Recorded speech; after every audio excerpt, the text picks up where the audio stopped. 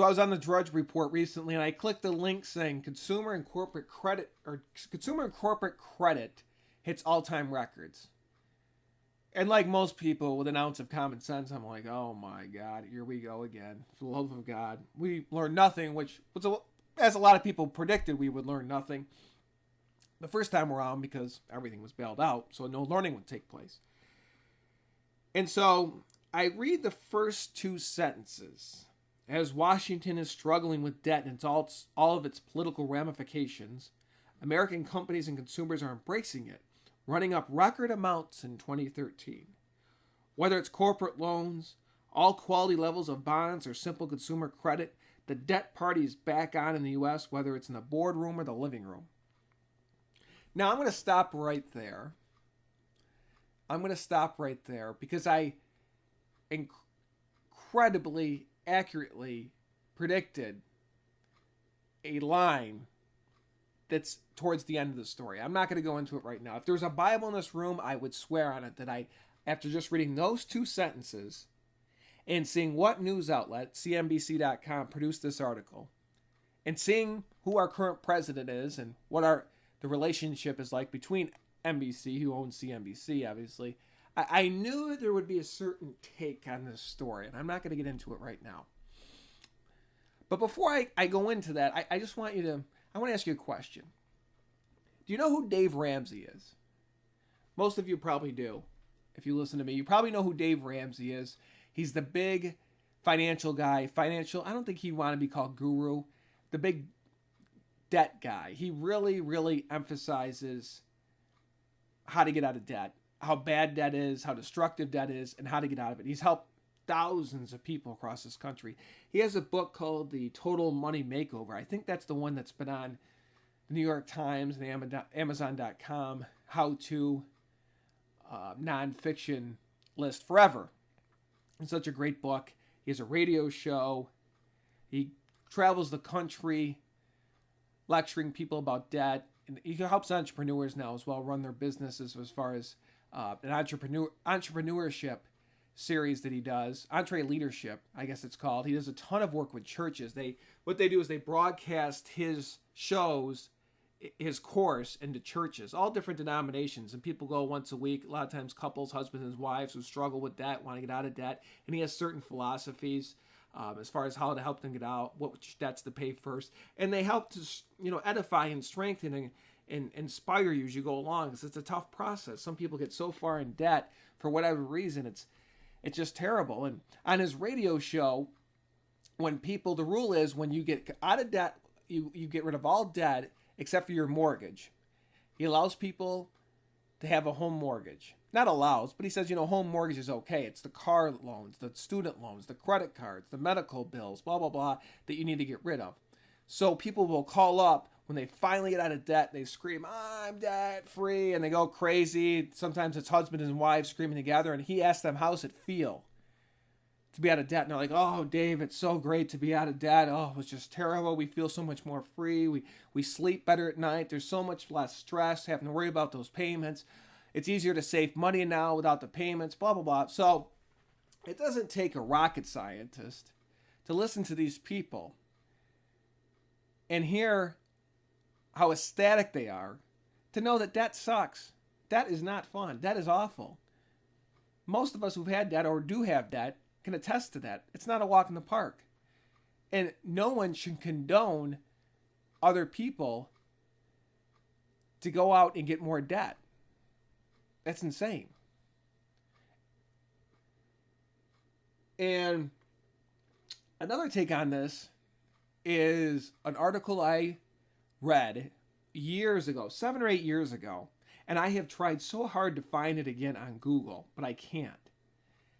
And it was written by a former POW of the Korean War. He was a POW back during the Korean War, held captive by the North Koreans, and I kid you not, he said that being a POW held by the Koreans was easier for him than a period of time later on in life where he was up to his rear end in debt. I can't remember the details. This was 7 or 8 years ago. The main gist of the story stuck with me. And again, I've tried to find it. But all I remember is reading what he said. It said he insisted that being a POW was worse than having tons of debt. And I know there's somewhere in between. I mean, if you have to just have a car loan, it's not like being a POW. And I can't remember the details. Maybe a business went bad, whatever. The point is, it's just common sense.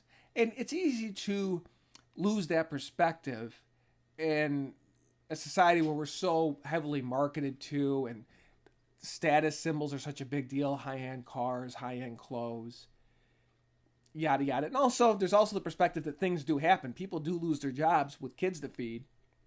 Or people do need a way to go to college. They can't afford it. And sometimes it's necessary. Necessary, yes.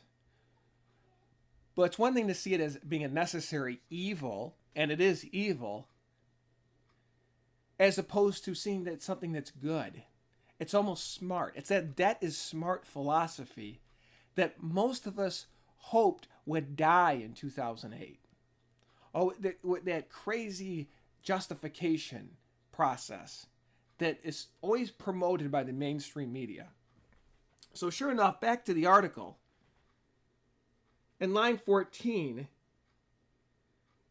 we have Gluskin Chef's noted bear David Rosenberg said the rebirth of leverage is actually a reason for optimism.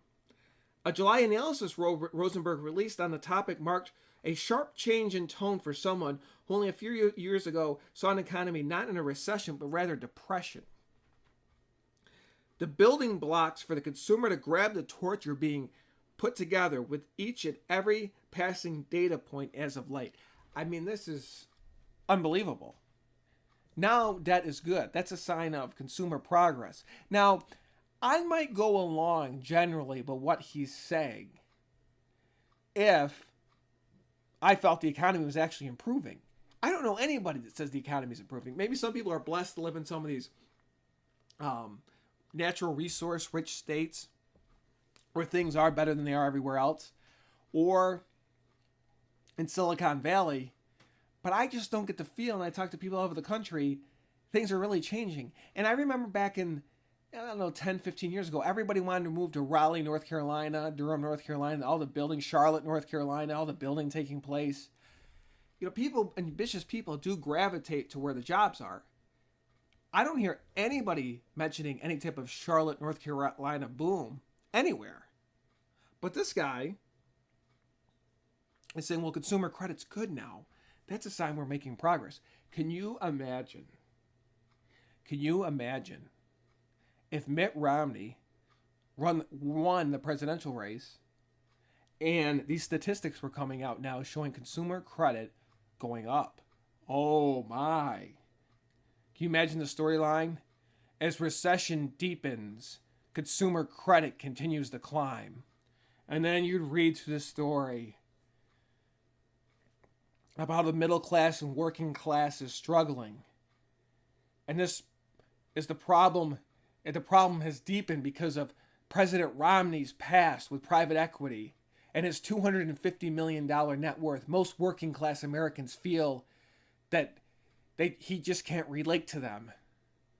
And that now they're stuck buying soup at Walmart with their credit cards. That's the only way in an economy like this consumer credit would possibly go up. But no.